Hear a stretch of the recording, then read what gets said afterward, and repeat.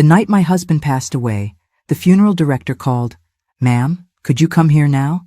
We found something in his pocket we have to show you." Then he added, "Please, don't tell your kids. You'll be in danger." When I arrived and saw what they'd found, I froze. Where are you watching from today? Drop your location in the comments below and hit that like and subscribe button. Now, let me tell you how I got to that terrifying moment, standing in that cold funeral home at midnight, realizing my entire world was about to shatter. 3 days earlier, I was still just Elellanar Henderson, grieving widow and devoted mother. James had died suddenly of what the doctors called a massive heart attack. Natural causes, they said. Nothing suspicious. Just a 62-year-old man whose heart gave out while he was working late in his home office. I found him there myself when I came home from my book club meeting, slumped over his desk, still wearing his reading glasses, a cup of coffee gone cold beside him. The paramedics said he'd probably died instantly. No suffering, they assured me, as if that made losing my husband of 39 years any easier. The funeral arrangements had been a blur of casseroles from neighbors, endless decisions about flowers and music, and my 2 adult children hovering over me like I might break at any moment.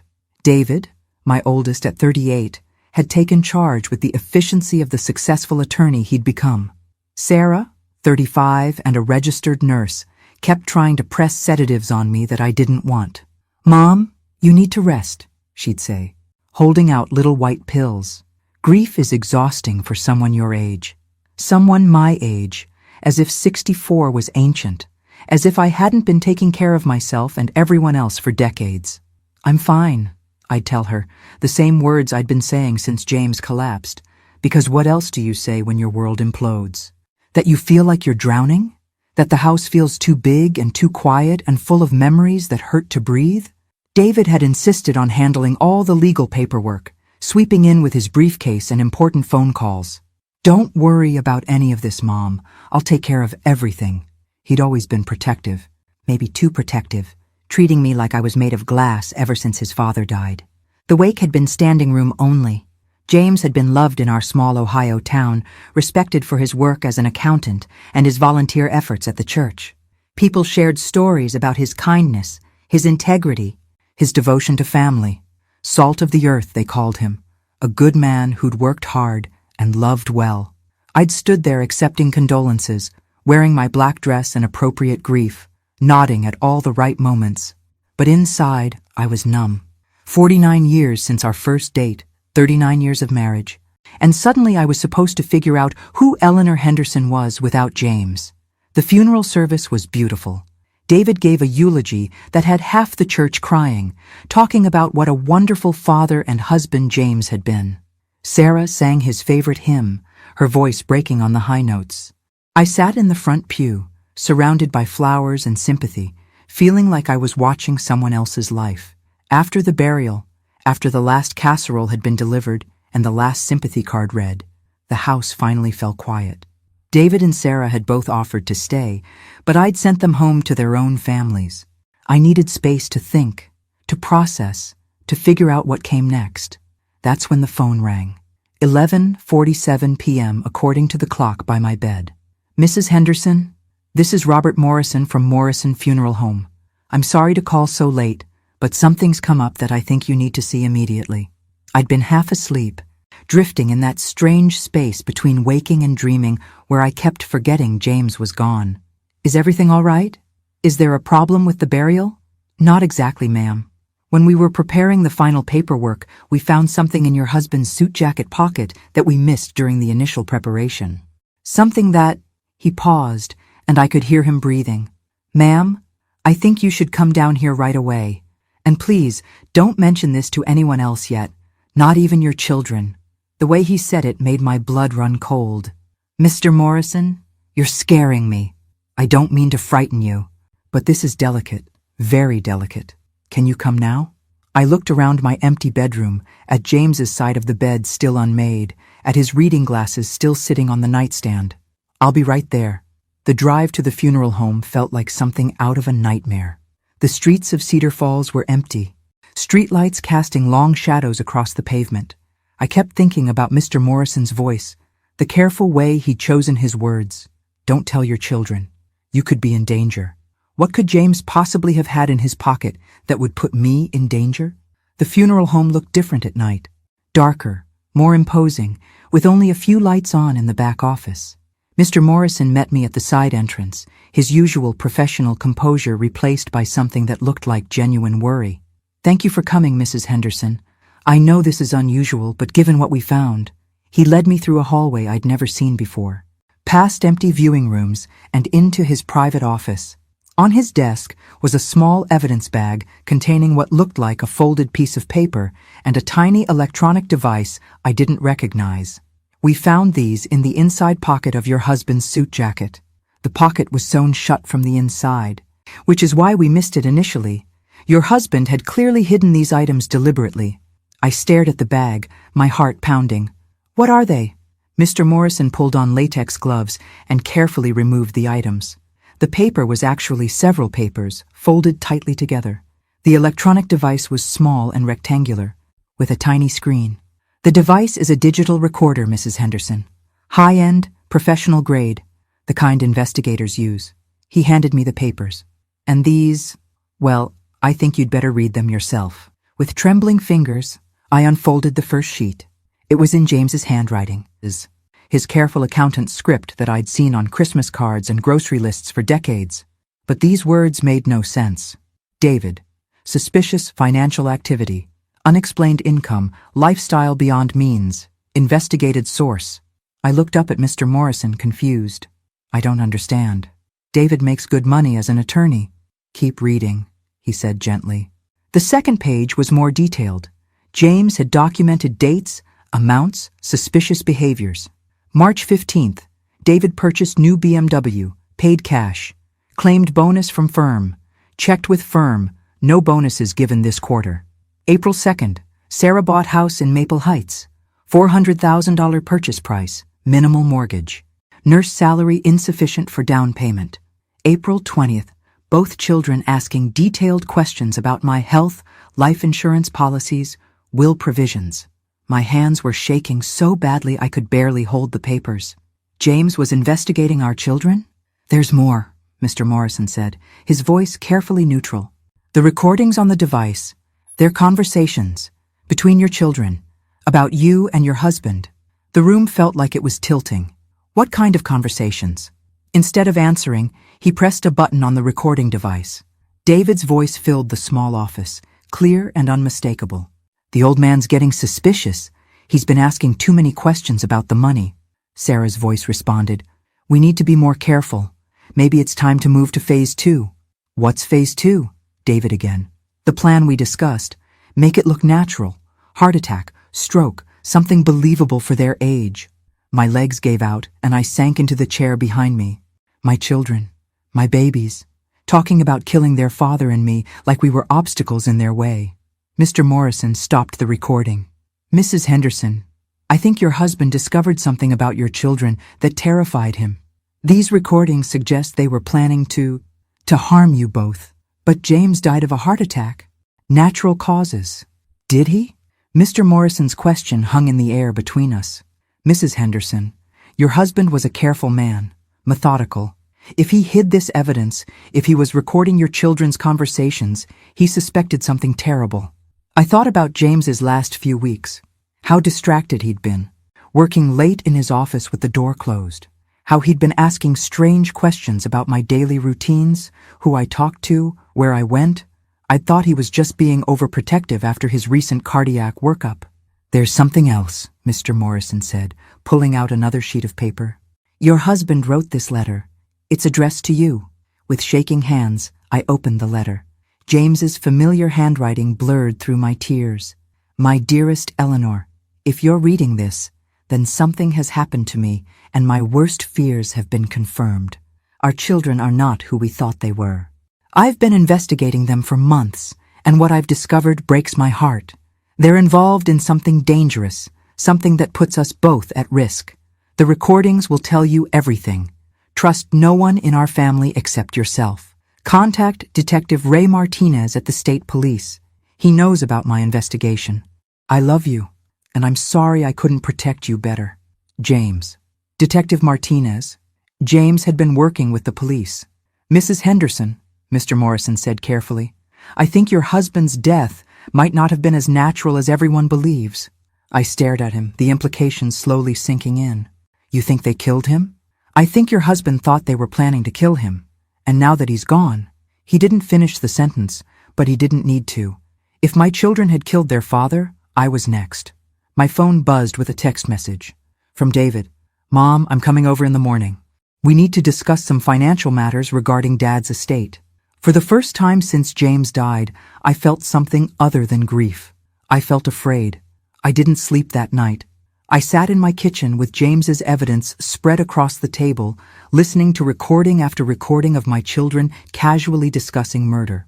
By dawn, I'd heard enough to know that my husband had died trying to protect me, and now I was alone with two people who saw me as their next victim. The recordings painted a picture so horrific, I kept hoping I'd wake up from a nightmare. David and Sarah had been systematically planning their parents' deaths for over a year. They'd researched methods, studied our routines, and calculated exactly how much money they'd inherit. The life insurance alone is $500,000, Sarah's voice had said on one recording. Plus the house, Dad's retirement accounts, Mom's inheritance from Grandma Ruth. We're looking at close to $2 million total. The sooner the better, David had replied. Property values are going up. If we wait too long, the tax implications get complicated. They were talking about murdering their parents like it was a business transaction. The most chilling recording was from just 2 weeks ago. Sarah explaining how she could easily make a heart attack look natural. A small injection of potassium chloride mimics cardiac arrest perfectly. No one would question it at their age, especially with Dad's history of high blood pressure.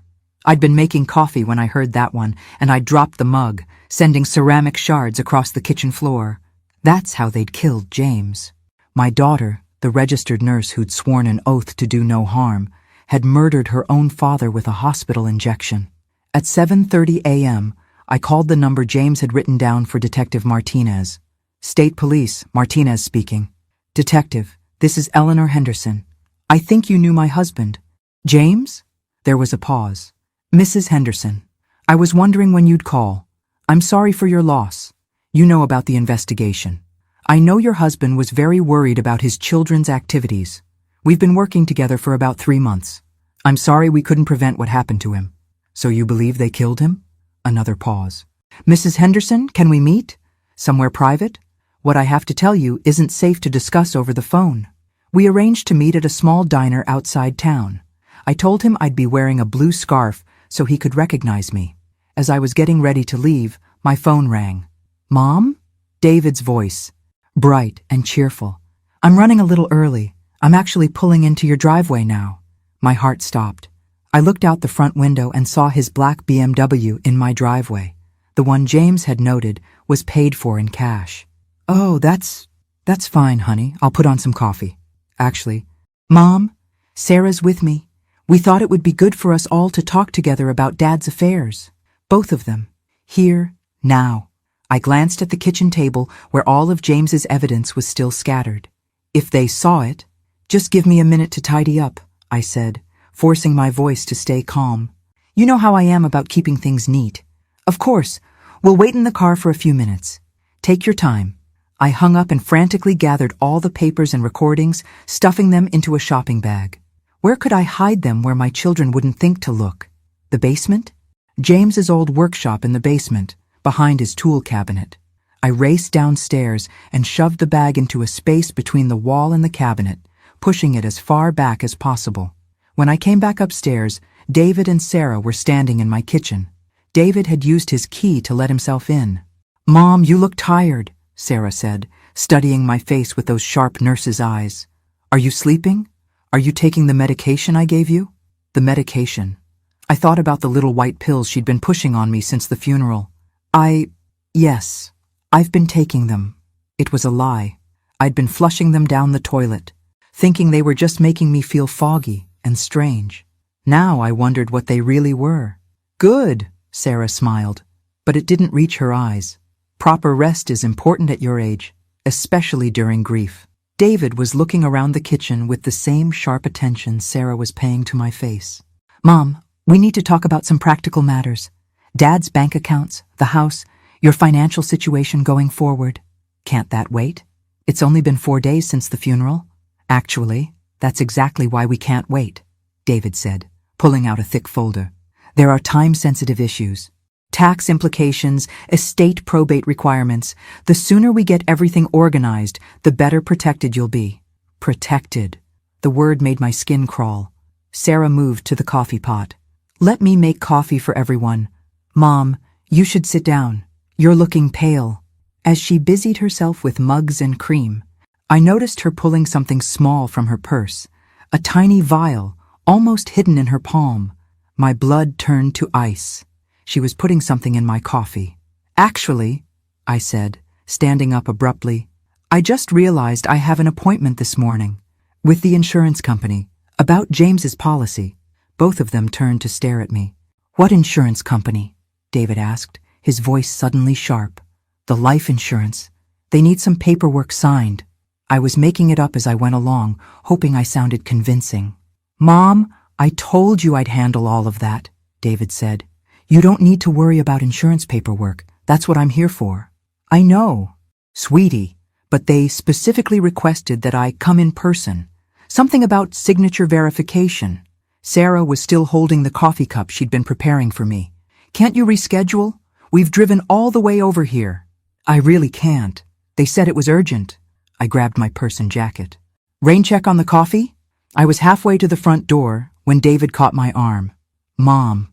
His grip was firm, just shy of painful. We really need to have this conversation today about your future security. The way he said security made me think of James's recordings. I looked into my son's eyes and saw something I'd never seen before. Something cold and calculating that made me understand why James had been so afraid. Of course we do, I said, trying to pull away gently. But after I handle this insurance matter, I'll call you both later. David's grip tightened slightly. Mom, I think you're more confused than you're admitting. There is no insurance appointment. We checked. There's nothing scheduled. They'd been checking on my activities, monitoring me. Well then, I said, my voice surprisingly steady. I guess I'll have to make one. I pulled free and walked out my front door, feeling their eyes on my back, like physical weight. As I drove away, I could see them in my rearview mirror, standing in my driveway, watching me go. They knew I knew something, and now I was running out of time. Detective Martinez was exactly what I'd expected from James's description. Mid-50s, gray hair, the kind of calm competence that comes from years of dealing with the worst humanity has to offer. He was already sitting in a corner booth when I arrived at the diner, nursing a cup of coffee and reading a newspaper. Mrs. Henderson? He stood as I approached, extending his hand. Ray Martinez. I'm sorry we're meeting under these circumstances. I slid into the booth across from him, my hands still shaking from the encounter with my children. Detective, I need to know everything. My husband is dead, and I think my children killed him. I think you're right. His directness was both shocking and oddly comforting. Your husband came to me 3 months ago with concerns about David and Sarah's financial activities. We'd been building a case. What kind of case? Martinez pulled out a thin folder. David's been involved in money laundering for a drug operation. Sarah's been stealing and selling prescription medications from the hospital. Together, they've been moving large amounts of cash through fake real estate transactions. The room felt like it was spinning. Drugs? My children are involved with drugs?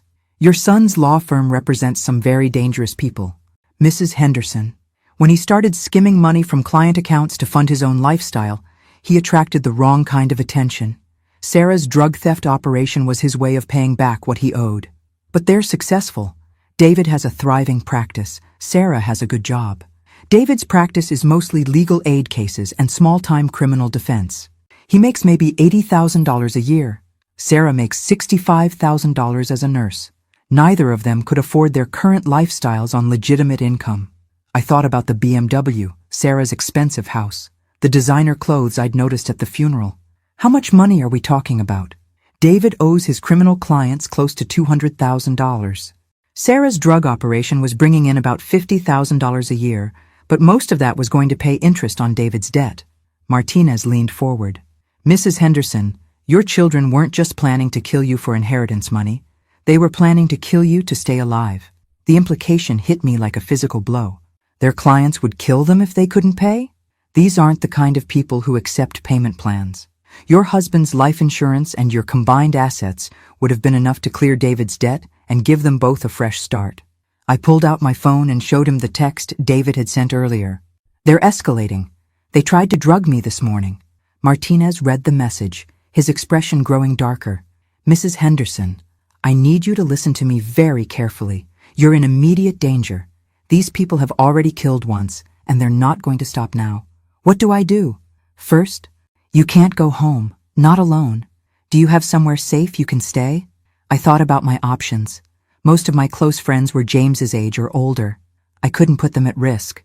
My sister lives in Columbus, but call her. Tell her you're coming for a visit. Don't mention why. Don't give details. What about the evidence? James left recordings, documents. It's all hidden in my basement. We'll get it, but not today. Right now, the priority is keeping you alive long enough to testify against them. My phone buzzed with another text. From Sarah. Mom, you left your medication on the counter. We're worried about you missing doses. Where are you? Martinez read the message and cursed under his breath. They're tracking your medication schedule. Mrs. Henderson, what exactly did Sarah give you? Little white pills. She said they were for anxiety and sleep. Did you take them? I flushed them down the toilet. They made me feel strange. Smart woman. Martinez stood up. We're leaving. Now. I'm driving you to Columbus myself. As we walked toward his unmarked police car, my phone rang. David's name on the screen. Answer it, Martinez said. Act normal. Don't let them know you're with police. Hi, David. Mom, where are you? We came back to check on you and your car's gone. I decided to drive around for a while. Clear my head. That's not like you. You hate driving alone. He was right. I'd always been nervous driving by myself, especially on highways. I'm just trying to process everything that's happened. Come home, Mom. Sarah made lunch. We'll wait for you. I looked at Martinez, who was shaking his head vigorously. Actually, I think I'm going to visit Ruth for a few days. There was a long pause. Ruth in Columbus? Mom, that's a 2-hour drive. You shouldn't be driving that far alone. I'll be fine. Wait for us. We'll drive you. The desperation in his voice was terrifying. No, I need some time by myself. Mom, David's voice changed, becoming harder. I really think you should come home. Sarah's concerned about your mental state. The grief might be affecting your judgment. My mental state. Sarah's medical expertise. They were already building a case for having me declared incompetent. I have to go, David. I'll call you when I get to Ruth's. Mom, don't hang up. We need to talk about... I ended the call and immediately turned off the phone. Good, Martinez said as we got into his car. But they're going to escalate now. Desperate people make desperate choices.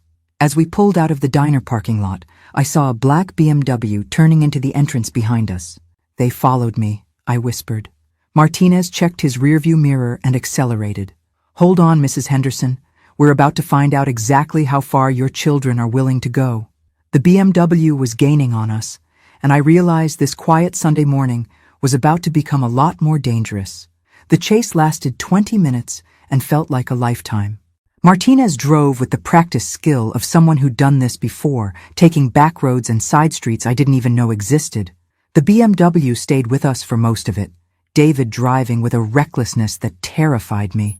This was my son, the careful attorney who'd never gotten so much as a speeding ticket, driving like a maniac to catch his own mother. When we finally lost them on a winding country road, Martinez pulled over and radioed for backup.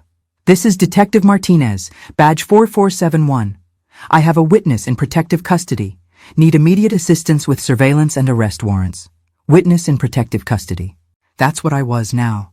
Mrs. Henderson, Martinez said after ending his radio call, I need to tell you something your husband discovered right before he died. Something that changes everything. I was staring out the back window, still looking for the BMW. What now? Your children weren't just planning to kill you for the inheritance money. They already had a buyer lined up for your house. A buyer? But the house isn't even in probate yet. David had power of attorney documents drawn up, forged your signature, and put the house on the market 3 days before your husband died. Martinez pulled out another file. James found the real estate listing online. That's when he knew they were planning to move immediately after your death. The house where I'd raised my children, where James and I had built our life together, was already being sold. While I was grieving at his funeral, they were planning to cash in on my murder. Detective, how could they forge my signature on legal documents? David's an attorney. He knows that's illegal. Your son stopped caring about legal a long time ago, Mrs. Henderson. When you're stealing from drug dealers, forgery is the least of your concerns. My phone buzzed again. I turned it back on despite Martinez's advice, needing to see what my children were doing. Text from Sarah. Mom, we're really worried. David thinks you might be having some kind of breakdown. We've contacted Dr. Williams about having you evaluated. Dr. Williams was my primary care physician, the one who'd been treating James's blood pressure. Sarah knew him professionally from the hospital. They're going to have me declared mentally incompetent, I said, showing Martinez the text. Not if we arrest them first. He started the car again. But Mrs. Henderson, I need those recordings your husband made. That's the evidence we need to prove premeditation. They're in my basement, hidden behind James's tool cabinet. We'll get them tonight. I'm calling in a team. As we drove toward Columbus, Martinez filled in more details of James's investigation. My husband had been far more thorough than I'd realized. He'd documented financial transactions, photographed suspicious meetings, even followed David to several locations where money changed hands. Your husband was braver than he knew, Martinez said. The people your son owes money to don't hesitate to kill witnesses. Is that why they killed James? To stop his investigation? Partly, but also because they needed the life insurance money immediately. David's creditors were getting impatient. The thought of James dying alone in his office, betrayed by the children he'd loved and provided for, made me sick. Detective, I want them to pay for what they did. All of it. They will. But first we need to keep you alive long enough to testify. When we reached my sister Ruth's house in Columbus, Martinez insisted on checking the entire property before he'd let me go inside. Ruth, bless her, took one look at my face and asked no questions, simply pulled me into a hug and promised I could stay as long as needed. That evening, as I sat in Ruth's guest room trying to process everything that had happened, Martinez called with an update. We got the evidence, he said. James hid more than just recordings. He had financial documents, photographs, even copies of David's forged signatures. Mrs. Henderson, your husband built an airtight case against your children. What happens now? Now we wait for them to make a mistake, which, based on their behavior today, shouldn't take long. He was right. At 11 p.m., my phone rang. Sarah's number. Mom, thank God. Where are you? We've been searching everywhere. I'm safe, Sarah. Mom, you're scaring us. This isn't like you, running off without explanation. David thinks you might be having some kind of psychological episode related to grief. Psychological episode. Medical terminology to support an incompetence claim. I'm thinking clearly for the first time in months, I said. Mom, we found something disturbing in Dad's office. Some kind of investigation he was conducting. About David's business, about my work at the hospital. We think his grief over his heart condition might have made him paranoid. They'd found evidence that James left behind. Now they were going to claim he was mentally unstable when he made the recordings. Sarah, I know what you and David have been doing. There was a long silence. When she spoke again, her voice was different, colder. Mom, I think you need professional help. David's already spoken to Judge Morrison about emergency custody proceedings. Emergency custody for a 64-year-old woman. You can't do that. Actually, we can, especially when we present evidence of your recent erratic behavior and the concerning materials we found among Dad's belongings. Sarah, your father wasn't paranoid. He was protecting me. From what, Mom? I took a deep breath. From you. Another long silence. Then Sarah said something that made my blood freeze. Mom, you should know that Dr. Williams found some concerning irregularities in Dad's blood work from his last visit. Things that suggest he might have been administered something that contributed to his heart attack. She was admitting it.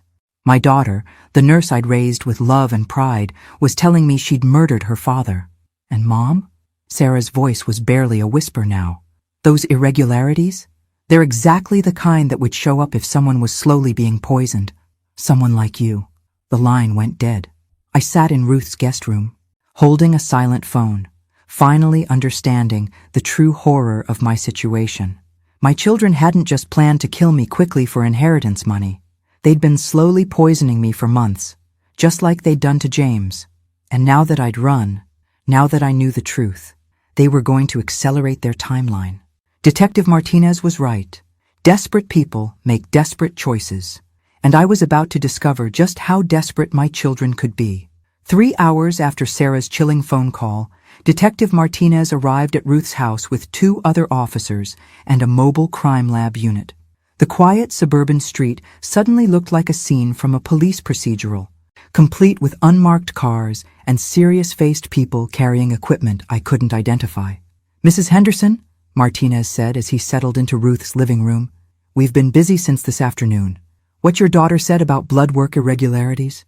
We had James's body exhumed for emergency autopsy." The room tilted slightly. "You dug up my husband?" "The preliminary results confirm what we suspected. James was systematically poisoned over a period of several months. Small doses of a compound that mimics heart disease symptoms." He pulled out a folder thick with medical documents. "Your children didn't just kill him that night. Oh, they'd been killing him slowly for half a year." Ruth grabbed my hand, her face pale. "Eleanor, what kind of monsters did you raise?" That was the question that had been haunting me all day. How do 2 children you love and nurture and sacrifice for turn into people who can methodically murder their own parents? "Detective," I said, "Sarah mentioned irregularities that would show up if someone was being slowly poisoned. Someone like me. We're going to test you immediately if they've been dosing you the same way they dosed James." He didn't finish the sentence, but I understood. If I'd been poisoned for months, there might be damage we couldn't undo. The blood draw took 5 minutes. The waiting began immediately after. While the lab processed my blood work, Martinez explained what they'd discovered about my children's criminal activities. The scope was breathtaking and horrifying. "David isn't just laundering money for drug dealers," he said. "He's been running an identity theft operation, stealing client information and selling it to organized crime syndicates. Sarah isn't just stealing medications.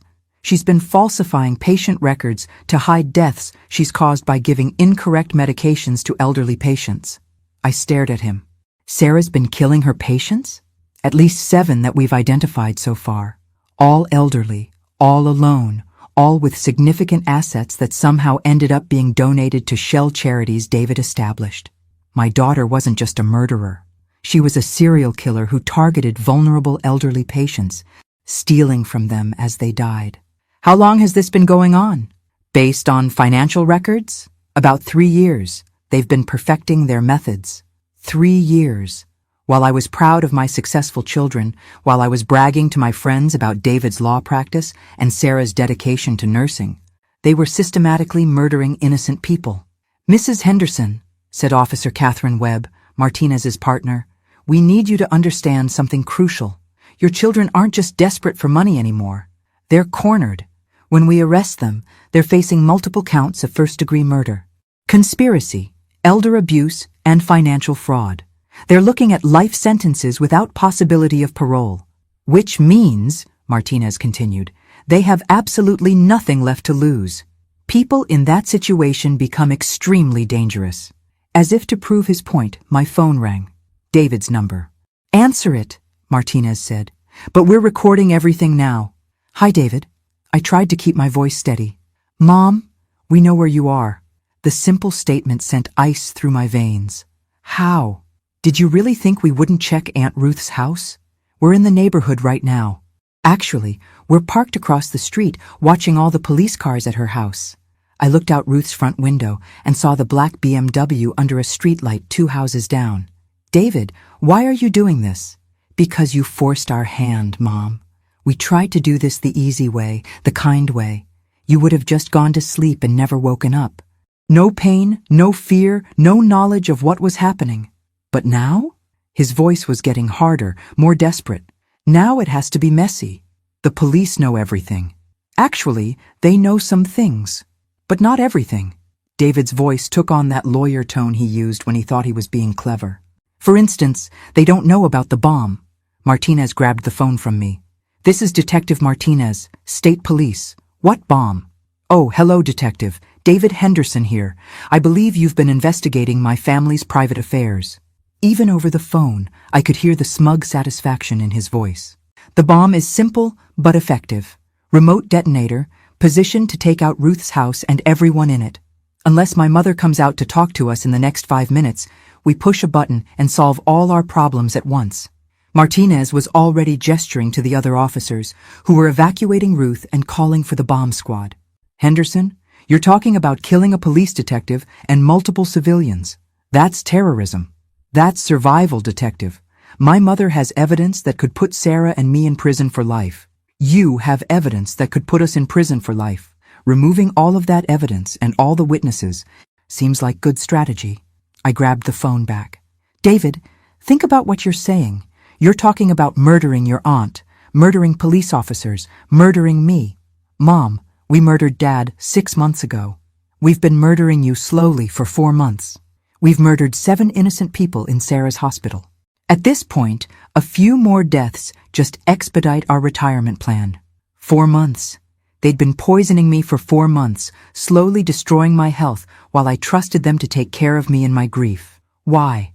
The word came out as barely a whisper. Because you and Dad have everything we need, and you're too old to enjoy it anyway.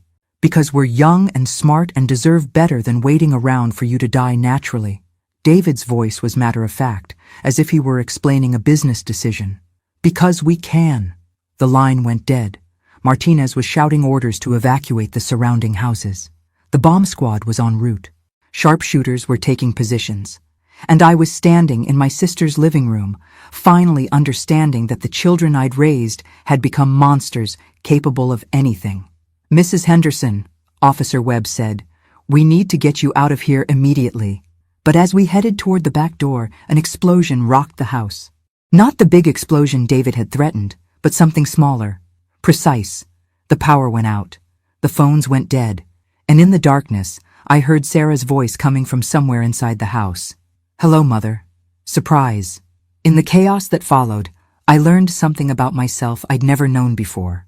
When faced with mortal danger, when my own children were hunting me through a darkened house with the intent to murder me, I didn't freeze. I didn't panic. I got angry. Sarah, I called out, my voice surprisingly steady as Martinez and I crouched behind Ruth's overturned dining table. I have to say, this is quite a departure from your usual bedside manner. Mom, I know you're trying to be brave, but you should know that I've killed 7 people. You'll just be number 8. 7 people. My daughter was actually proud of being a serial killer. 8 if you don't count your father, I replied. Because apparently, near-death experiences bring out my sarcastic side. Though I suppose family murders might rate their own category in your accounting system. Martinez was staring at me like I'd lost my mind, but I could see the tactical advantages of keeping Sarah talking while his backup surrounded the house. Plus, 40 years of motherhood had taught me exactly which buttons to push. Mom, you're not taking this seriously. Oh, I'm taking it very seriously, sweetheart. I'm just impressed by your efficiency. 7 murders, systematic elder abuse, drug trafficking, money laundering, and matricide, all while maintaining a full-time nursing schedule. I have to admit, your time management skills have really improved since high school. I heard footsteps moving through Ruth's kitchen, the sound of someone who knew where they were going. Sarah had been in this house dozens of times for family gatherings. She knew the layout as well as I did. Where's Ruth? I whispered to Martinez. Safe. We evacuated her through the basement before the power went out. And David? Still in the BMW. We have him surrounded, but he's claiming to have the detonator for a larger device. Is there actually a bomb? Our equipment suggests yes. Something significant enough to level this house and damage several others. So David wasn't bluffing. My son was prepared to commit mass murder to cover up his crimes. Mom? Sarah's voice was closer now, probably in the hallway between the living room and bedrooms. I want you to know that what we gave Dad at the end was merciful. It was quick, but what I have for you is different. Different how? Dear? I kept my voice conversational, like we were discussing dinner plans. Slower. More painful. I want you to understand what you've cost us by running away. Martinez was speaking quietly into his radio, coordinating with the teams outside. I caught fragments. Suspect armed and dangerous. Civilian in immediate jeopardy. Authorization for lethal force. Lethal force. Against my own daughter. Sarah, I called out, I'm curious about something. When did you decide I needed to die? Was it before or after you killed your first patient? There was a pause. Then, Mrs. Patterson was an accident. She reminded me of you, actually. Stubborn, interfering, asking too many questions about her medications. Mrs. Patterson. I knew that name. She'd been Ruth's neighbor before moving to the senior center where Sarah worked. So you've been practicing your murder techniques on helpless elderly people for 3 years, and I'm just your final exam? You're my masterpiece, Mom. Everything I learned from the others, I perfected for you. The casual pride in her voice was more terrifying than any threat. This wasn't my daughter anymore. This was someone who had transformed herself into a predator, and I was just her latest prey. But I was also Elellanar Henderson, and I'd raised 2 children who turned out to be sociopaths. If anyone was qualified to handle entitled, manipulative behavior, it was me. Sarah, honey, I hate to break this to you, but your masterpiece has some serious flaws. What do you mean? Well, for starters, you're trapped in a house surrounded by police officers with high-powered rifles. Your brother is sitting in a car that's probably surrounded by even more police officers. And your entire criminal operation has been exposed by evidence your father left behind. I could hear her moving again, this time toward the living room. Plus, I continued, you've just confessed to multiple murders while being recorded by state police detectives. So even if you somehow kill me and escape, you've basically provided a complete audio confession for your trial. There won't be a trial if there are no witnesses. Sarah, there are a dozen police officers outside this house. Did you think you were going to kill all of them too? For the first time, she sounded uncertain.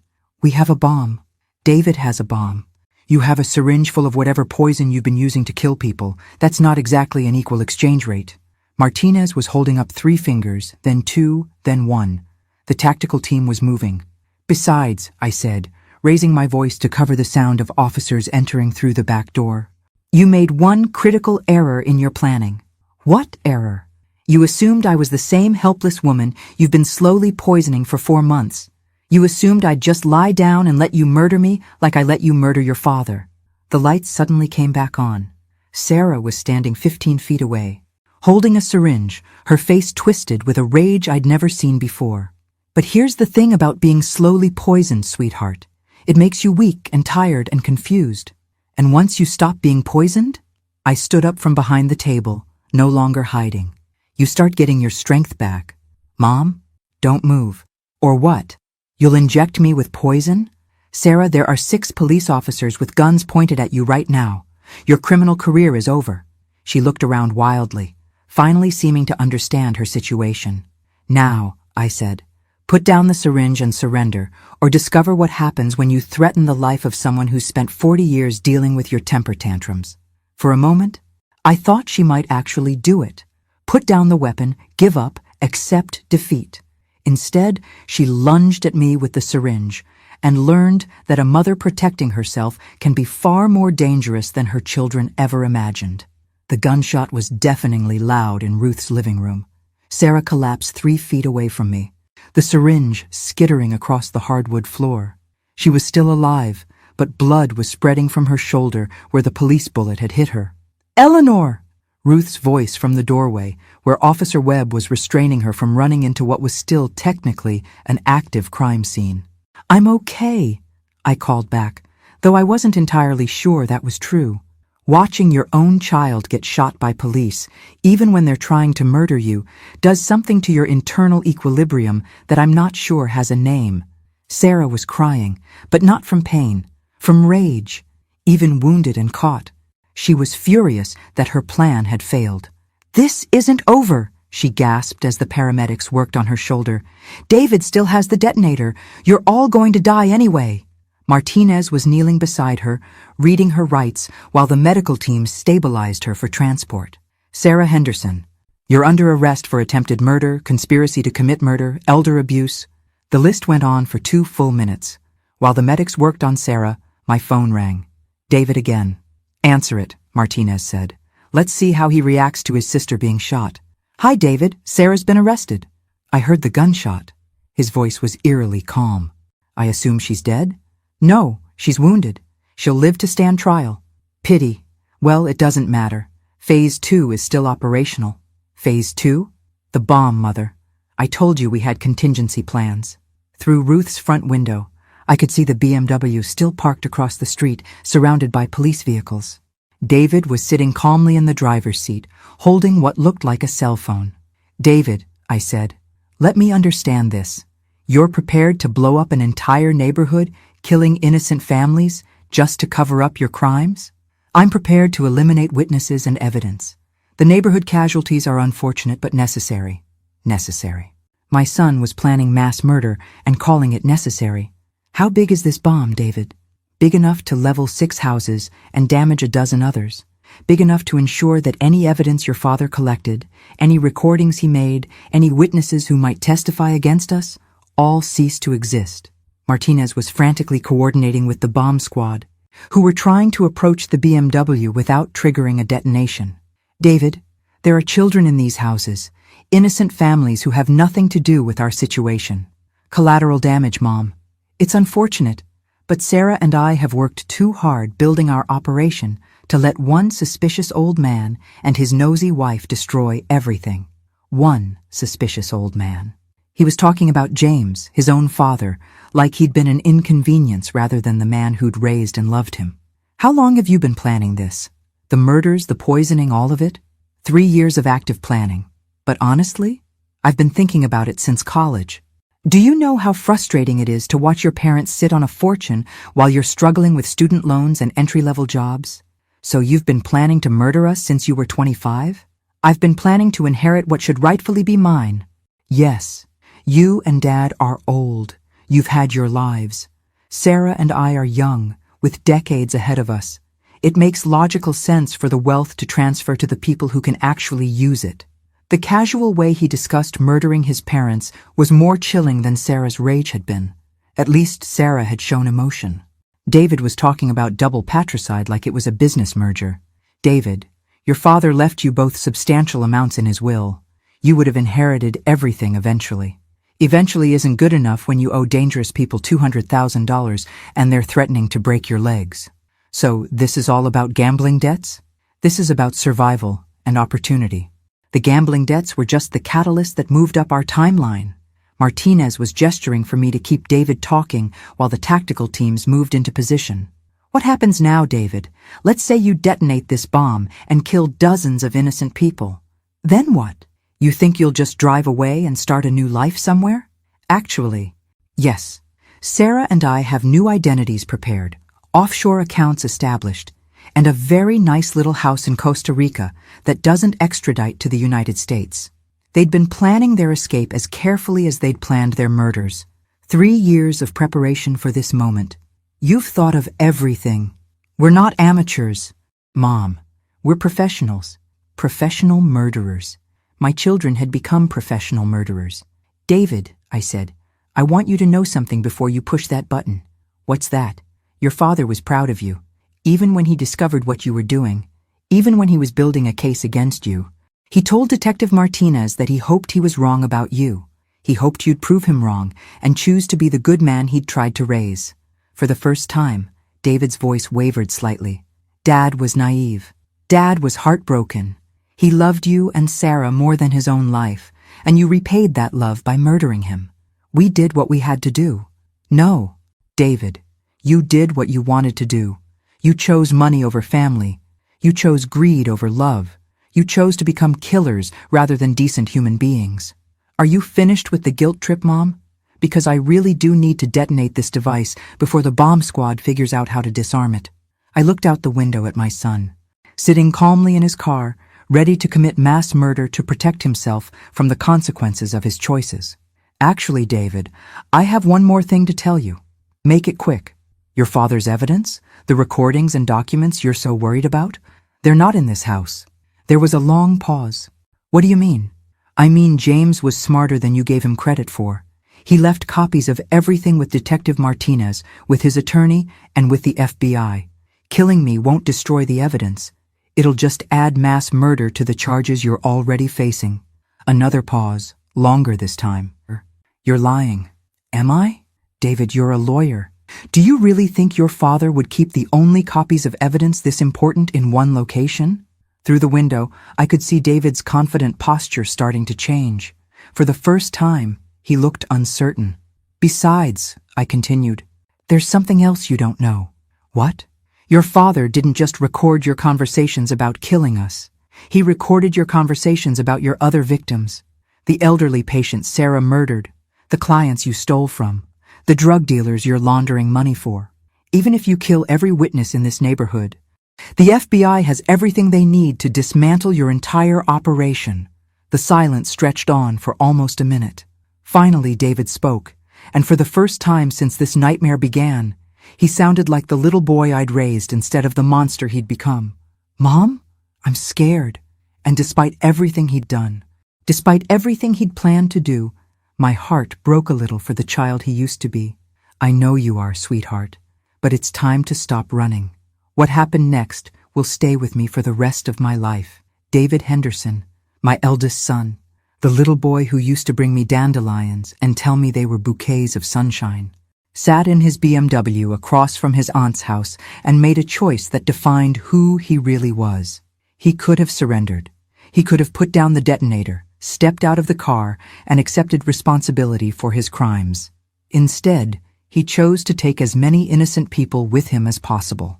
I'm sorry, Mom, he said into the phone, and I heard the click of a button being pressed, but nothing happened. No explosion, no destruction. Just David sitting in his car, pressing the detonator button over and over while nothing happened. What? David's voice was confused, panicked. It should have worked. The device was armed. The signal should have... Detective Martinez took the phone from me. David Henderson, this is Detective Martinez. Your bomb was disarmed 6 hours ago. That's impossible. Son, did you really think we'd let you sit with a live explosive device for this long? Our bomb squad has been working on your device since before we even found your sister in the house. I could see David through the window, his face going pale as the realization hit him. But how did you know about the bomb? Because your father told us about it. The confusion on David's face was visible even from a distance. What are you talking about? Dad died months ago. Your father recorded more than just your conversations about killing your parents. David, he recorded your conversations about contingency plans, backup methods, and yes, the bomb you plan to use if things went wrong. I grabbed the phone back. David, your father knew exactly what kind of people you and Sarah had become. He recorded everything. But that would mean... David's voice trailed off as the full implications sank in. That would mean he knew you were going to try to kill him. Yes. I felt tears starting down my cheeks. Your father died knowing his own children were planning to murder him, and he spent his last weeks recording evidence to protect me after you succeeded. Through the window, I watched my son's face crumple as he finally understood the depth of what he'd done. We killed our father, he whispered. Yes, David, you did. And we were poisoning you for months. Yes. Mom, his voice broke completely. What have we become? It was the first human emotion I'd heard from him all day, and it nearly destroyed me. I don't know, sweetheart, but it's not who your father and I tried to raise. The tactical team was moving toward the BMW now, confident that the bomb threat was neutralized. David made no move to resist as they surrounded his car. Mom, he said, I want you to know that I remember who I used to be. Before the gambling, before the debts, before Sarah and I started, before we became this, I remember being your little boy. I remember too. Do you think Dad would have forgiven us? I closed my eyes, thinking about James in his last weeks, working late into the night, building a case against his own children, knowing they were planning to kill him, but still hoping somehow he was wrong. I think your father died hoping you'd choose differently, but we didn't. No, David, you didn't. The line went quiet except for the sound of my son crying. After a moment, I heard car doors opening and voices giving instructions. They were taking him into custody. Mom? David's voice one last time. Yes? I'm sorry. For all of it. For Dad. For what we did to you. For the people Sarah killed. I know it doesn't change anything, but I'm sorry. I know you are, sweetheart. Will you visit me? In prison?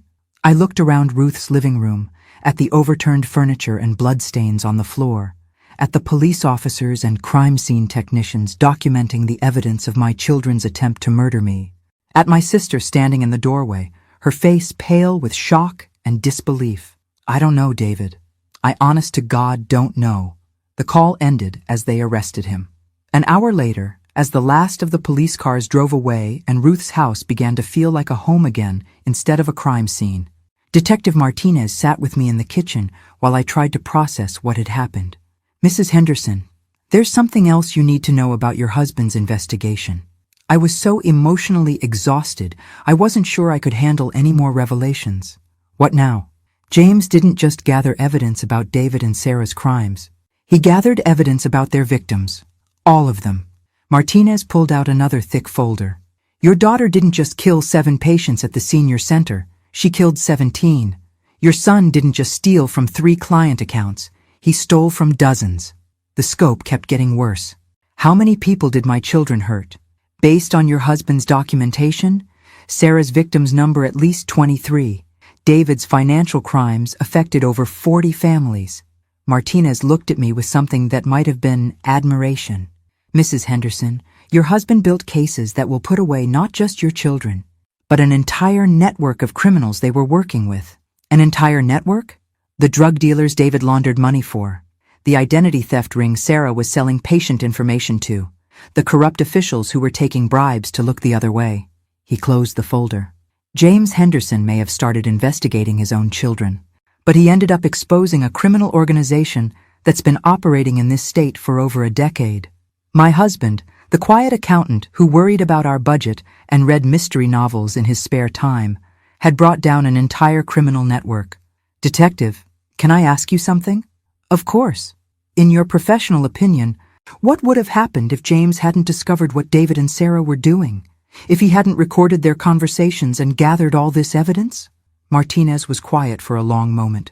Mrs. Henderson, based on what we know about their methods and timeline, you'd have died 6 months ago. Just like your husband. It would have looked like natural causes. David and Sarah would have inherited your estate, paid off their debts, and continued killing vulnerable elderly people for profit. I thought about all the patients in Sarah's care, all the clients who trusted David with their legal and financial affairs. How many more people would they have killed? Conservatively? Dozens. Sarah was getting bolder, more confident. David was expanding his operation. Martinez leaned forward.